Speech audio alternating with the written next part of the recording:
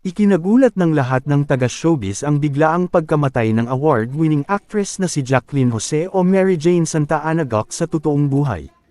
Hindi makapaniwala ang mga kapamilya, kaibigan at taga-suporta ng Cannes Film Festival Best Actress na sumakabilang buhay na ito sa edad na 50. Muling nagluluksa ngayon ang buong industriya ng entertainment sa pagpanaw ng premyadong aktres, kabilang na ang mga kasamahan niya ngayon sa seryeng Batang Quiapo na pinangungunahan ni Coco Martin.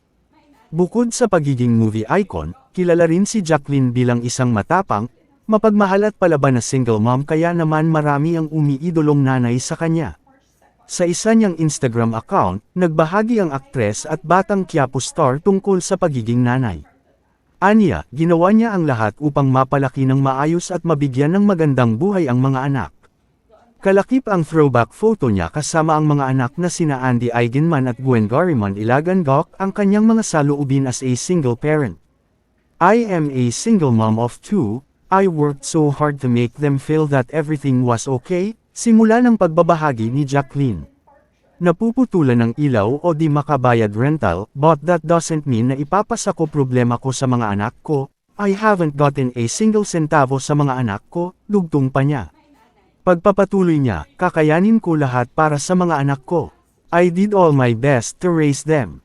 Happy lang, no controlling, para pag time naman nila gawin nila naman para sa mga anak nila. Mariin din niyang sinabi na hindi siya masyadong pakialamerang nanay, lalo na sa personal na buhay ng mga anak.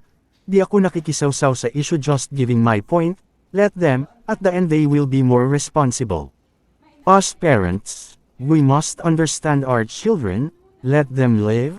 Madadapayan pero babangon kung hahayaan natin sila, dagdag ng premyadong aktres. May paalala din siya sa mga kapwa niya magulang, huwag i-obligate your children to pay your dreams, they have their own too. Sa isang hiwalay na panayam, sinabi rin ni Jacqueline na isa sa mga natutunan niya bilang lola at ang let go ang panganay niyang si Andy na may 3 ng anak ngayon. I need to let go of Andy, because she's at the age na, she knows what she's doing. She can take care of herself na and her daughter, she's doing well in taking care of her daughter, say pa ni Jacqueline.